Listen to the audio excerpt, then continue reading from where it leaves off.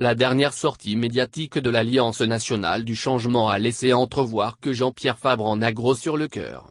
Le candidat malheureux à la dernière présidentielle garde toujours une dent contre les membres de la dynamique de Monseigneur Kpodzro, qu'il accuse d'avoir terni sa réputation. De mémoire des Togolais, la vie politique n'a jamais été aussi polluée par des dissensions au sein de l'opposition, censée travailler de concert pour obtenir l'alternance tant souhaitée par une grande partie des Togolais. La dernière présidentielle de février a malheureusement contribué à creuser davantage le fossé entre les membres de cette opposition. Jean-Pierre Fabre Delan, depuis sa débâcle électorale, ne décolère pas. Une débâcle que lui et ses proches attribuent à la campagne de dénigrement qu'aurait organisée Monseigneur Philippe Kpodzro et ses proches, à la veille de la dernière présidentielle. Pour le président national de l'Alliance nationale du changement, il n'est pas question qu'on attende davantage de son parti. Ceux qui ont organisé ces mensonges, nous les connaissons très bien. Ils continuent à mentir sur les réseaux sociaux. S'ils veulent affronter le RPT et unir, qu'ils le fassent. Mais qu'ils arrêtent de s'en prendre à nous, qui combattons le RPT et unir. Explique-t-il. Des propos qui illustrent à suffisance le mécontentement du leader parti Orange.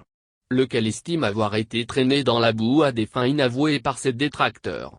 Jean-Pierre Fabre, malgré ses attaques est résolument engagé avec lieutenant à reprendre la lutte pour l'alternance au Togo. Mais il exige par ailleurs des excuses de ces derniers. Nous voulons leur dire que ce qu'ils ont fait n'a rien apporté de bon à notre pays. Qu'ils arrêtent de s'amuser avec ce pays. Qu'ils arrêtent de mentir pour que la lutte reprenne. Qu'ils demandent pardon à ceux qu'ils ont offensés. Des excuses, il ne les aura pas, pour le moment, car son principal adversaire campe lui aussi sur sa position. C'est un secret de polichinelle. Entre l'an de Jean-Pierre Fabre et les membres de la dynamique de Monseigneur Philippe Kpodzro, ce n'est pas le grand amour. La récente sortie médiatique d'Éric Dupuy suite aux propos de Dame Brigitte Adjamabo-Johnson illustre que la hache de guerre n'est pas encore enterrée entre les leaders de l'opposition.